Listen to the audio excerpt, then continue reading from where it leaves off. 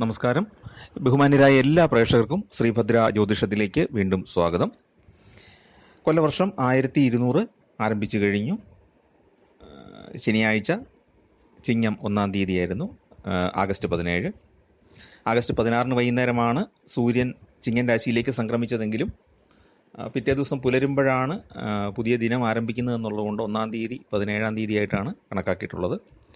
അപ്പം അങ്ങനെ നമ്മളിപ്പം കലണ്ടർ പ്രകാരം മാത്രമല്ല നമ്മൾ ഫലം നോക്കുന്നതെന്ന് പറഞ്ഞാൽ ഈ വർഷത്തെ ഗ്രഹങ്ങളുടെ ചലനങ്ങൾ ഏതൊക്കെ രാശിയിൽ കൂടിയാണ് അത് മൂവ് ചെയ്യുന്നത്, ഏതൊക്കെ ഗ്രഹങ്ങൾ തമ്മിൽ കമ്പൈൻ ചെയ്യുന്നു തുടങ്ങിയ കാര്യങ്ങൾ, ഗ്രഹയോഗവും ഗ്രഹയുദ്ധവും എല്ലാം കണക്കാക്കിയിട്ടാണ് നമ്മൾ സാമാന്യ ഫലങ്ങൾ കണക്കാക്കുന്നത്. അപ്പോൾ ഈ വീഡിയോയിൽ നമുക്ക് കാർത്തിക നക്ഷത്രക്കാരുടെ ഫലങ്ങളാണ് നോക്കാനുള്ളത്. അപ്പോൾ പ്രധാന ഗ്രഹങ്ങളായ വ്യാഴം ഇടവത്തിലും ശനി കുംഭത്തിലുമാണ് ഇപ്പോൾ സഞ്ചരിച്ചുകൊണ്ടിരിക്കുന്നത്. ശനി വക്രത്തിലുമാണ്. അപ്പോൾ നവംബർ ആകുമ്പോഴത്തേക്കും വക്രം മാറുന്നതാണ്. 2025 വ്യാഴവും ശനിയും രാശി മാറുന്നതാണ്. വ്യാഴം മിഥുനത്തിലേക്ക് മാറും, ശനിയാണെങ്കിൽ മീനം രാശിയിലേക്ക് സ്ഥാനം മാറും. അപ്പോൾ അതാണ് ഏറ്റവും പ്രധാന ഗ്രഹമാറ്റം. അതോടൊപ്പം തന്നെ രാഹു കേതുക്കൾ സ്ഥാനം മാറുന്നുണ്ട്. രാഹുവും കേതുവും പുറകോട്ട് സഞ്ചരിക്കുന്നതുകൊണ്ട് രാഹു മീനത്തിൽ നിന്ന് കുംഭത്തിലേക്കും കേതു കന്നിയിൽ നിന്ന് ചിങ്ങത്തിലേക്കും വരുന്നു. മറ്റ് ഗ്രഹങ്ങളൊക്കെ 1 മാസമോ 1.5 മാസമോ മാത്രം ഒരു രാശിയിൽ നിൽക്കുന്നതായതുകൊണ്ട് അവയുടെ ഫലങ്ങൾ എല്ലാ മാസവും തന്നെ മാറി മാറി വരുന്നതാണ്. അപ്പോൾ നമുക്ക് ഒരു വർഷഫലം പറയുമ്പോൾ പ്രധാനമായിട്ടും ഈ ഗ്രഹങ്ങളെ ആസ്പദമാക്കിയാണ് നമുക്ക് പറയാൻ കഴിയുന്നത്. അപ്പോൾ ഇന്ന് കാർത്തിക നക്ഷത്രക്കാരുടെ ഫലം നോക്കുമ്പോൾ ഈ മേടക്കൂറും ഇടവക്കൂറും 2 കൂറിലായിട്ടാണ് കാർത്തിക നക്ഷത്രം വരുന്നത്. ആദ്യത്തെ കാൽഭാഗം അല്ലെങ്കിൽ ആദ്യത്തെ 15 നാഴികയ്ക്കകത്ത് ജനിച്ചവർ മേടക്കൂറിലും അവസാന മുക്കാൽ ഭാഗത്ത് ജനിച്ച ആളുകൾ ഇടവക്കൂറിലുമാണ് ഉൾപ്പെടുന്നത്. അതിൽ മേടക്കൂറുകാരെ സംബന്ധിച്ചിടത്തോളം ധനഭാവത്തിൽ 2-ാം ഭാവത്തിൽ വ്യാഴവും അതുപോലെ തന്നെ 11-ൽ ശനിയും സഞ്ചരിക്കുന്ന കാലമായതുകൊണ്ട് തന്നെ അവർക്ക് വളരെ ഗുണകരമായ ഒരു കാലമാണ്. അതായത് വർഷത്തിൻ്റെ മുക്കാൽ പങ്കും അവർക്ക് ഗുണകരമായിരിക്കും. 9-10 മാസത്തോളം അവർക്ക് ഗുണകരമായിരിക്കും. ഈ ശനിക്കൊരു പ്രത്യേകതയുള്ളത്, ശനി രാശി മാറുന്നതിന് കുറച്ച് നാളുകൾക്ക് മുമ്പ് തന്നെ ആ രാശി മാറ്റത്തിൻ്റെ ഒരു പ്രതിഫലനം നമ്മുടെ ജീവിതത്തിൽ ഉണ്ടായിക്കൊണ്ടിരിക്കും. അപ്പോൾ അതുകൊണ്ടാണ് വർഷത്തിൻ്റെ മുക്കാൽ പങ്ക് എന്ന് പറയാൻ കാര്യം. അപ്പം ഒരു മീനം മേടം മാസം വരെ അനുകൂലമാണ്.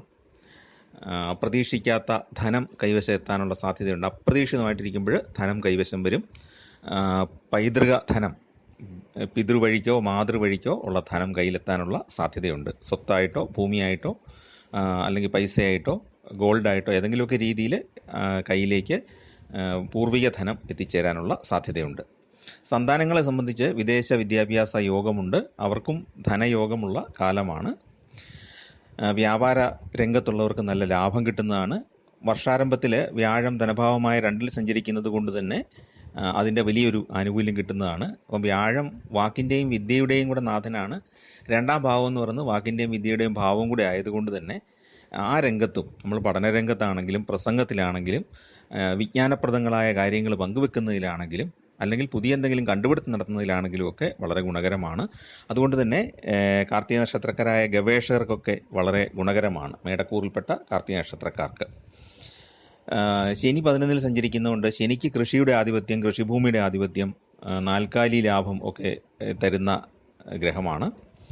ശനി പാപഗ്രഹമാണെങ്കിൽ പോലും ചില കാര്യങ്ങളിൽ നല്ല സ്ഥാനങ്ങളിൽ നിന്ന് കഴിഞ്ഞാൽ വളരെ ഗുണമാണ്. ഈ കുംഭൻ രാശി എന്ന് പറയുന്നത് ശനിയുടെ മൂലത്രികോണം കൂടെയാണ്. അത് 11-ാം ഭാവം കൂടെ ആയിട്ട് വരുന്നത് കൊണ്ട് ശനി മാറുന്നത് വരെയുള്ള കാലം ഈ മേടക്കൂറിലെ കാർത്തിക നക്ഷത്രക്കാർക്ക് ഗുണകരമാണ്. കൃഷിയിൽ നിന്ന് ലാഭം കിട്ടും, അല്ലെങ്കിൽ സ്ഥല വിൽപ്പനയുടെ ലാഭം കിട്ടും. അതുപോലെ തന്നെ ഈ ശനിക്ക് കുറച്ച് ആത്മീയ കാര്യങ്ങളുണ്ട്. ഈ ആത്മീയ കാര്യങ്ങളിൽ ലാഭം എന്ന് പറഞ്ഞാൽ മനസമാധാനവും സന്തോഷവും കിട്ടുന്ന പല പല പ്രവൃത്തികളിൽ ഈ സമയത്ത് ഏർപ്പെടാനായിട്ട് സാധിക്കും. ധനഭാഗ്യ യോഗം ഉണ്ടാകും പല വഴികളിലൂടെ. ഈ വർഷത്തിൻ്റെ ആദ്യം തന്നെ ചൊവ്വ 3-ലേക്ക് മാറുന്നതും മേടക്കൂറുകാരായ കാർത്തികക്കാർക്ക് ഗുണകരമാണ്. ചൊവ്വ 3-ൽ വരുമ്പോഴത്തേക്കും ധനലാഭമുണ്ട്, ഭാഗ്യലാഭമുണ്ട്. പല കാര്യങ്ങളിലും മുൻകൈ എടുത്ത് നേതൃത്വം വഹിക്കാൻ സാധിക്കും. അതോടൊപ്പം തന്നെ ശത്രുക്കളുടെ നാശവും ഉണ്ടാകും. ശത്രുക്കളുടെ പ്രവർത്തനങ്ങളൊന്നും നമുക്കെതിരെ ഫലിക്കാതെ വരും. ചൊവ്വായ ശനി തുടങ്ങിയ പാപഗ്രഹങ്ങൾ 3, 6, 11 ഭാവങ്ങളിൽ സഞ്ചരിക്കുന്ന കാലം വളരെ ഗുണകരമാണ്. അപ്പോൾ ചൊവ്വ 3-ലും ശനി 11-ലും വരുമ്പം 2ഉം പാപഗ്രഹങ്ങളാണെങ്കിൽ പോലും അതിൻ്റെ ഒരു ഗുണഫലം മേടക്കൂറുകാർക്ക് കിട്ടുന്നതാണ്. പിന്നെ വ്യാഴത്തിൻ്റെ സുസ്ഥിതി അത് കുടുംബ ഭദ്രതയ്ക്കും ധനപരമായ ഉന്നതിക്കും കുടുംബത്തിൻ്റെ ഐശ്വര്യത്തിനും എല്ലാം ഗുണപ്രദമാണ്. വിദ്യാർത്ഥികൾക്ക് നല്ല പഠന മികവുണ്ടാകും. തൊഴിൽ തേടുന്നവർക്ക് പുതിയ അവസരങ്ങൾ അവരെ തേടി വരുന്നതാണ്. ജോലി ലഭിക്കാൻ വളരെ സാധ്യതയുള്ളൊരു വർഷമാണ് മേടക്കൂറുകാർക്ക്. അപ്പം വർഷത്തിൻ്റെ ഏതാണ്ട് പകുതിയോളം ആകുമ്പോൾ തന്നെ ജോലി വാങ്ങിക്കാനായിട്ടുള്ള രീതിയിൽ പോവുക, നന്നായിട്ട് പ്രിപ്പയർ ചെയ്യുക. ഇൻ്റർവ്യൂവിനാണെങ്കിലും ടെസ്റ്റിനാണെങ്കിലും നന്നായിട്ട് പാഠങ്ങൾ പഠിച്ചിട്ട് പോവുക. ഈ വർഷം ജോലി കിട്ടാനുള്ള സാധ്യത മേടക്കൂറിൽപ്പെട്ടവർക്ക് ഉണ്ട്. അപ്പോൾ കാർത്തിക നക്ഷത്രത്തിൻ്റെ ആദ്യ 15 നാഴികയ്ക്കകത്ത് ജനിച്ചവർക്ക് വളരെ ഗുണകരമായ കാലമാണ്. ഇടവക്കൂറുകാരെ സംബന്ധിച്ച്, ഇടവക്കൂറിലാണ് കാർത്തികയുടെ 1/4 ഭാഗം വരുന്നത്. അപ്പം അവർക്ക് വ്യാഴം ജന്മക്കൂറിലാണ് സഞ്ചരിക്കുന്നത്. ജന്മവ്യാഴം എന്ന് പറയുന്നത് അത്ര ഗുണകരമല്ല. അതോടൊപ്പം ചൊവ്വയും സഞ്ചരിക്കുന്നുണ്ടായിരുന്നു. പിന്നെ ചൊവ്വ ഇപ്പം മാറുന്നു. കൂടാതെ ശനി കർമ്മഭാവത്തിൽ 10ലാണ് സഞ്ചരിക്കുന്നത്.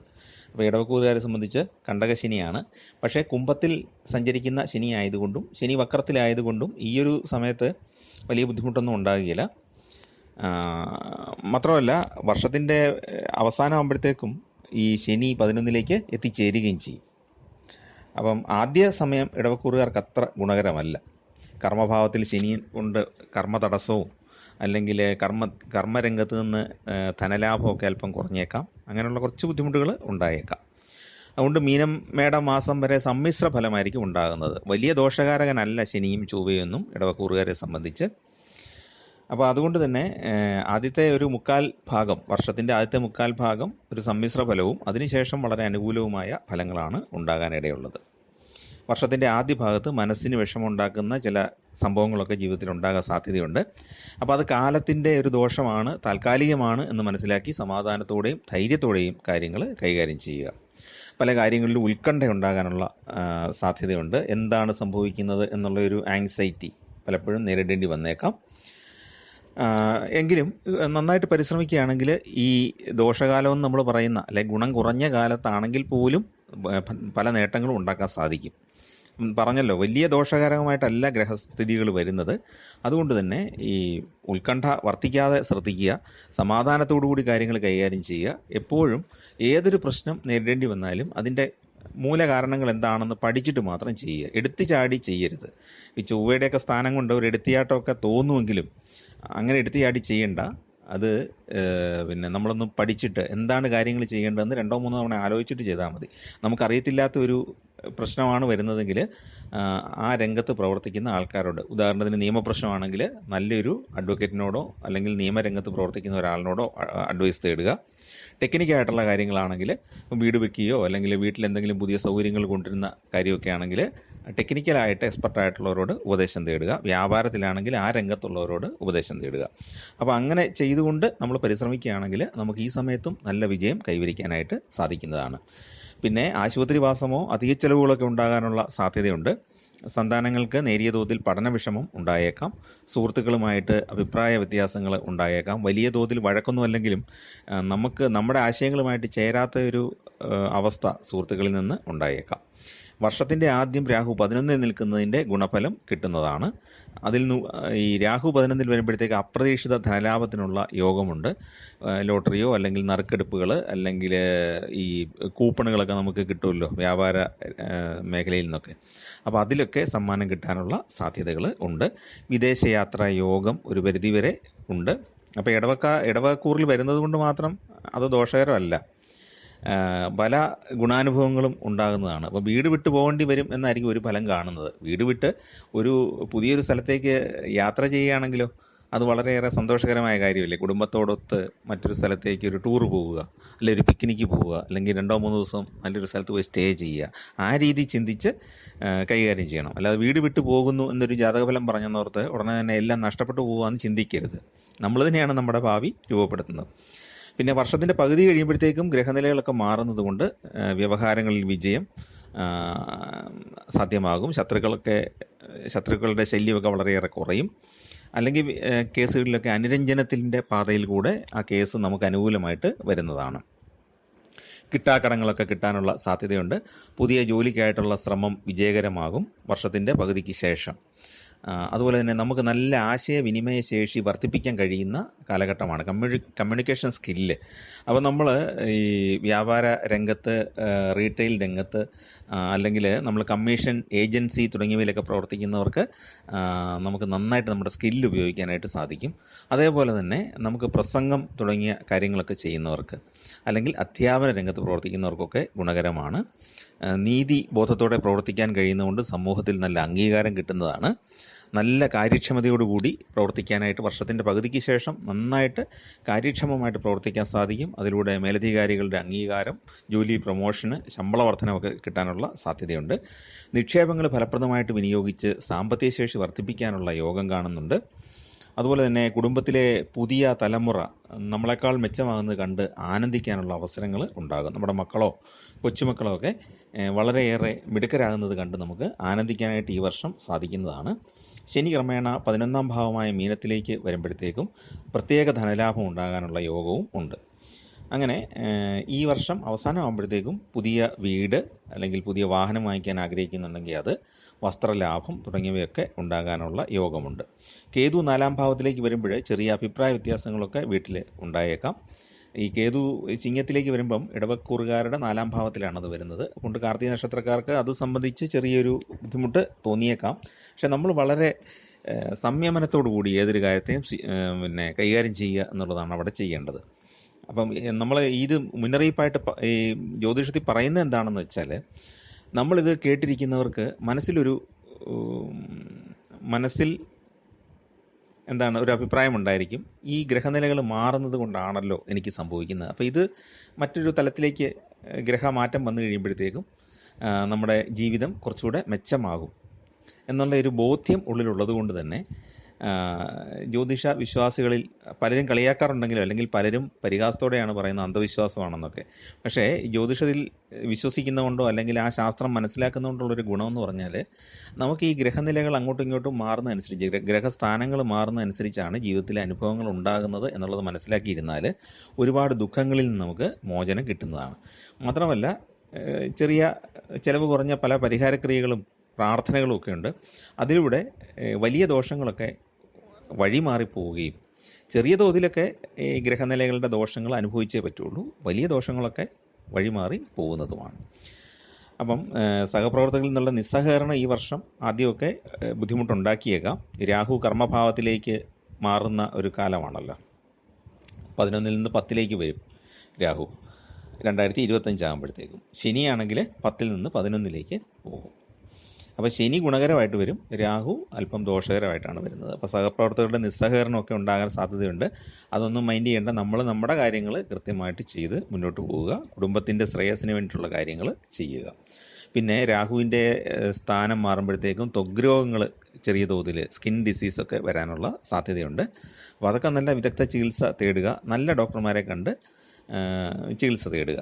അപ്പോൾ അങ്ങനെയൊക്കെ ഒരു ചെറിയ ചികിത്സയ്ക്ക് വേണ്ടിയിട്ടൊക്കെ കുറച്ച് പൈസ ചിലവാകും എന്നുള്ള ഒരു പ്രശ്നം ഉണ്ടായേക്കാം.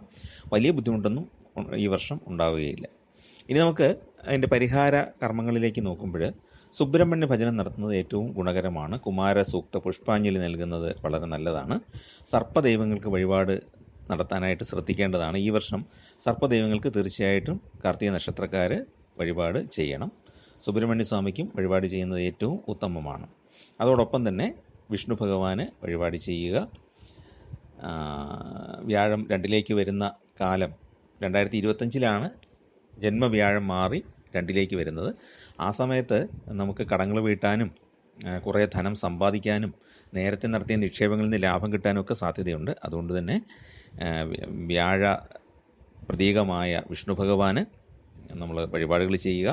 നവഗ്രഹ ക്ഷേത്രത്തിൽ വ്യാഴത്തിന് മഞ്ഞപ്പട്ട് സമർപ്പിച്ച് മഞ്ഞ പൂക്കൾ കൊണ്ട് പുഷ്പാഞ്ജലി സമർപ്പിക്കുന്നതും ഏറ്റവും നല്ലതാണ്. സർവോപരി നമ്മുടെ കുടുംബദേവതയ്ക്ക് എന്തെങ്കിലും അർച്ചനകൾ ചെയ്യുക, വഴിപാട് സമർപ്പിക്കുക, പട്ട് സമർപ്പിക്കുക തുടങ്ങിയ കാര്യങ്ങളൊക്കെ ചെയ്യുക.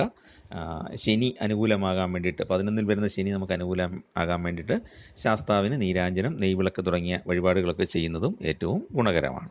അപ്പോൾ അങ്ങനെയൊക്കെ നമുക്ക് ചെയ്തു കഴിഞ്ഞാൽ ഈ ദോഷകാലങ്ങളെല്ലാം വലിയ ദോഷങ്ങളൊന്നും ഇല്ലാതെ മാറിപ്പോവുകയും ഗുണഫലങ്ങൾ നമുക്ക് വളരെയേറെ വർദ്ധിച്ച് ലഭിക്കുകയും ചെയ്യും. അപ്പം ചാനൽ ഇഷ്ടപ്പെട്ടെങ്കിൽ ദയവായിട്ടും സബ്സ്ക്രൈബ് ചെയ്യുക. നിങ്ങളുടെ സുഹൃത്തുക്കൾക്കും നിങ്ങളുടെ ബന്ധുക്കൾക്കും പരിചയക്കാർക്കൊക്കെ ഒന്ന് ഷെയർ ചെയ്ത് കൊടുക്കുക.